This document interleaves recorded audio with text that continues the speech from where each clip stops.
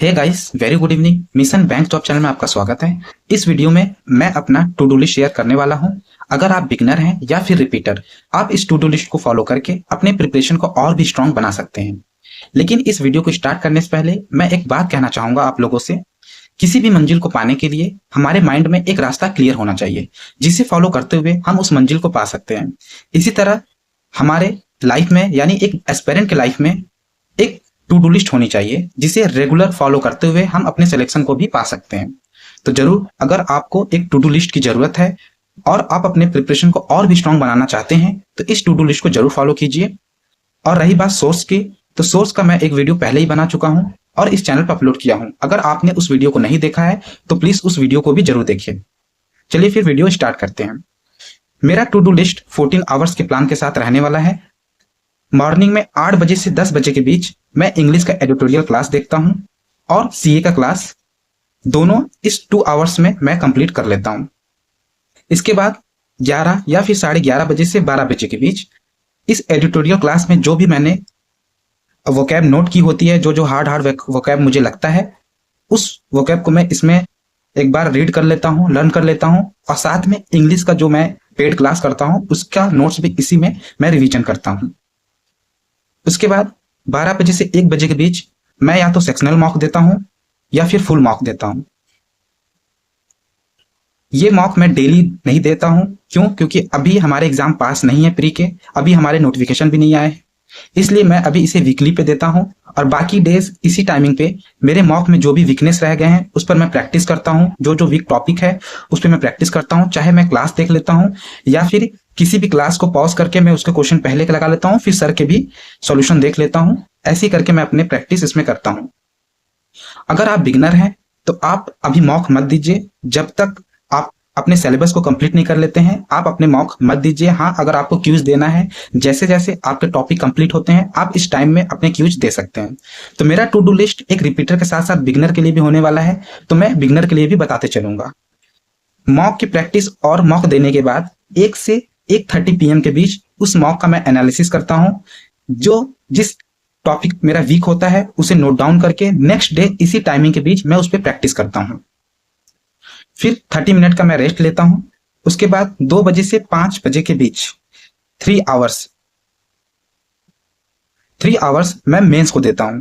क्योंकि मेरा to do list pre के साथ साथ मेंस का भी रहने वाला है, तो मेरा यहां तक प्री का मॉक हो गया। उसके बाद 2 से 5 के बीच 3 आवर्स मैं मेंस में देता हूं, चाहे मैं इसमें मैथ का क्वेश्चन लगाऊं या फिर रीजनिंग का, या फिर मैं क्लास करूं या फिर वीकली पे मैं इसमें मॉक दूं। तो सारा हमारा क्लास रहने वाला है जो, या फिर मॉक रहने वाला है, या फिर प्रैक्टिस, ये सारा 2 से 5 के बीच रहने वाला है अगर आप रिपीटर हैं तो। बट अगर आप बिगनर हैं तो आप यहाँ पे क्विज का प्रैक्टिस कर सकते हैं, जो टॉपिक आपके लिए वीक है उस पर प्रैक्टिस कर सकते हैं। और जो मेरा 3 आवर्स मेंस के लिए रहने वाला है, अगर आप बिगनर हैं तो आप इस पे अपना सिलेबस कंप्लीट कीजिए, खासकर रीजनिंग और मैथ। क्योंकि प्री में, आरआरबी में प्री में केवल मैथ और रीजनिंग ही आता है, तो आप इस टाइमिंग में अपने सिलेबस को कंप्लीट कर सकते हैं। फिर उसके बाद 3 आवर्स के पढ़ाई के बाद मैं फिर 30 मिनट का ब्रेक लेता हूं। उसके बाद 5:30 से 6:30 बजे के बीच मैं अपना कंप्यूटर क्लास करता हूं। कंप्यूटर क्लास कहां से करता हूं, किस टीचर से करता हूं, इसके लिए मैंने अपने सोर्स का, जो मैंने पहले ही बताया है, वो वीडियो जरूर देखिए। आपको सारा कुछ क्लियर होता रहेगा कि मैं कंप्यूटर क्लास कौन से टीचर से को फॉलो कर रहा हूँ, कौन से टीचर्स का क्लास कर रहा हूँ, प्रैक्टिस किस टीचर से करने वाला हूँ। तो आप उस सोर्स का क्लास देखिए, फिर इसके बाद इस वीडियो को देखिएगा, तो आपको सारा कुछ क्लियर होता चला जाएगा। 5:30 से 6:30 के बीच कंप्यूटर क्लास करने के बाद मैं 6:30 से 8 के बीच कंप्यूटर क्लास करने के बाद इंग्लिश का पेड क्लास करता हूं। यहां तक मेरा इंग्लिश क्लास कंप्लीट होने के बाद फिर 30 मिनट का डिनर का टाइम होता है, मुझे ब्रेक भी मिल जाता है इसमें। उसके बाद 8:30 से 9 बजे के बीच जो मैं सुबह मॉर्निंग में उसका करंट अफेयर का क्लास किया रहता हूं, उसका पीडीएफ से मैं एक बार पढ़ लेता हूँ, रिवीजन कर लेता हूँ।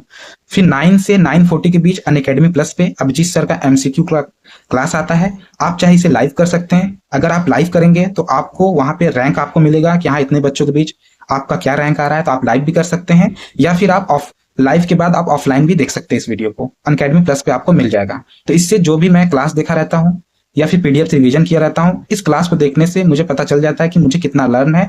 जो वर्ड, जो न्यूज मुझे लर्न नहीं रहता है, उसको मैं दोबारा से पढ़ लेता हूँ सोने से पहले। इसके बाद 20 से 15 से 20 मिनट रेस्ट लेने के बाद, एमसीक्यू की क्लास के 15 से 20 मिनट के बाद रेस्ट लेने के बाद मैं 10 PM से 11:30 PM यानी 10 से 11:30 बजे के बीच यूट्यूब पर वरुण सर का फ्री क्लास आता है, मैं उसको देख लेता हूँ। क्योंकि मेरा इंग्लिश वीक है तो मैं इंग्लिश के सारे क्लास को फॉलो करता हूँ। मॉर्निंग का एडिटोरियल का क्लास, पेड का क्लास और साथ में यूट्यूब का क्लास। तो मेरे इंग्लिश इस तरीके से कंप्लीट होता है। उसके बाद 11:30 से 12 के बीच जितने भी दिन में वोकैब कंप्लीट होते हैं, अगर जो वोकैब बच जाते हैं उस वोकैब को मैं रात में 11:30 से 12 के बीच एक बार और देख लेता हूं, जिससे वोकैब एक बार रिवीजन भी हो जाता है। कुछ इडियम एंड फ्रेसेस होते हैं उसका भी रिवीजन कर लेता हूं, और साथ में एक अलग से एडिटोरियल या फिर पैराग्राफ को मैं सेल्फ रीडिंग करता हूं, जिससे जो भी इंग्लिश के एग्जाम में, प्री के एग्जाम हो या फिर मेंस के हो, जो भी आरसी आते हैं उससे आप उसको आप तुरंत कर सकते हैं। क्योंकि एक हैबिट होना चाहिए आरसी को सॉल्व करने के लिए। तो अगर आप डेली बेसिस पे एक पैराग्राफ ही अगर आप सेल्फ रीडिंग करते हो, क्योंकि एडिटोरियल में सर करवा देते हैं, तो आप केवल क्लास देखते हो और देखते हो कैसे पढ़ रहे हैं, कहाँ पे वो सब्जेक्ट को मेंशन कर रहे हैं, कहाँ पे वर्ब होनी चाहिए, किसके साथ क्या लगनी चाहिए, कैसे सेंटेंस में, किस सेंटेंस में कितने सब्जेक्ट कितने वर्ब हैं, ऑब्जेक्ट होना जरूरी है कि नहीं, तो आप क्लास देख के ही पता लगाते हो। तो उसी को आप इंप्लीमेंट, सेल्फ रीडिंग जब आप करते हो पैराग्राफ का, तो आप उसको इंप्लीमेंट कर सकते हो। तो इसलिए मैं डेली एक छोटा सा पैराग्राफ उठाता हूँ रात में और उसको अपने से पढ़ने की कोशिश करता हूँ। फिर 12 से 1:30 PM ये टाइम मैं रिजर्व के लिए रखा हूं, क्योंकि पूरे डे में पढ़ाई करने के बाद मॉर्निंग में सुबह 8 बजे से नाइट में 12 AM तक क्लास, प्रैक्टिस, मॉक, इतना सारा पढ़ाई करने के बाद, क्योंकि हम घर में रहते हैं या फिर हमारे कुछ डेली के कुछ काम भी होते हैं, तो हम लोगों को करना पड़ता है। तो अगर हमारा इन सब रूटीन में कोई भी रूटीन गैप हो जाती है, छूट जाती है, तो उसे कंप्लीट करने के लिए मैं रात में 12 से 1:30 PM के बीच, 12 से 1:30 बजे के बीच जो टाइम दिया हूँ, रिजर्व दिया हूँ, ताकि कोई भी अगर आपका गैप हो जा रहा है डे में, तो आप इस टाइमिंग में कंप्लीट कर सकते हैं। अगर आपने सारे टॉपिक को, सारे सब्जेक्ट को डेली फॉलो किया है और आपका कोई भी गैप नहीं हो रहा है, तो आप इस टाइमिंग में जो भी आपका पिछला, जैसे करंट अफेयर्स की बात करें तो हमें मार्च से फॉलो करना है, तो अभी अप्रैल चल रहा है, तो जिनका मार्च से कंप्लीट है आप इस टाइमिंग में उसका रिवीजन कर सकते हैं। या फिर जिनका अभी कंप्लीट नहीं है तो आप डेली एक एक क्लास करके देख सकते हैं, जिससे आपका मार्च भी करंट अफेयर्स कंप्लीट हो जाए।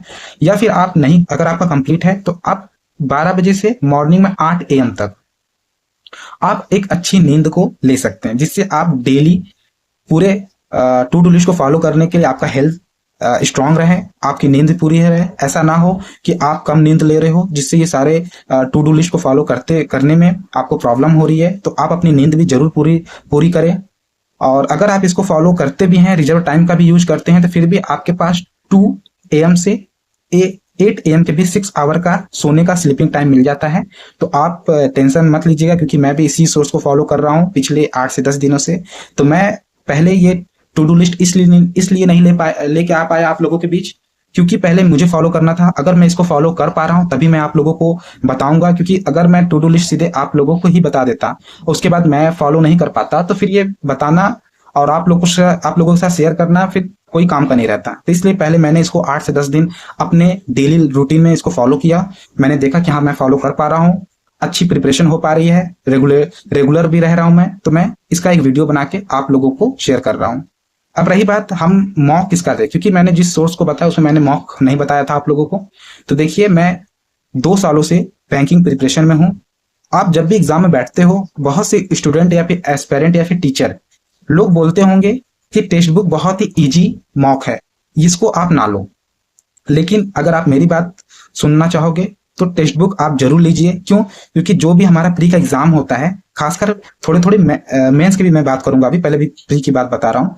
प्री में आप जब बैठोगे तो जो थोड़े से पहले शिफ्ट के एग्जाम होते हैं या फिर सेकंड शिफ्ट कह लीजिए, मतलब अगर 4 से 5 शिफ्ट में आपके एग्जाम हो रहे हैं तो कुछ शिफ्ट आपके एवरेज आते हैं या फिर थोड़े से इजी आ जाते हैं। तो टेक्स्ट बुक का जब आप मॉक दोगे तो आपको उसी लेवल का एग्जाम में, जिस लेवल का एग्जाम आता है उसी लेवल का आपको मॉक टेक्स्ट बुक से मिल जाता है।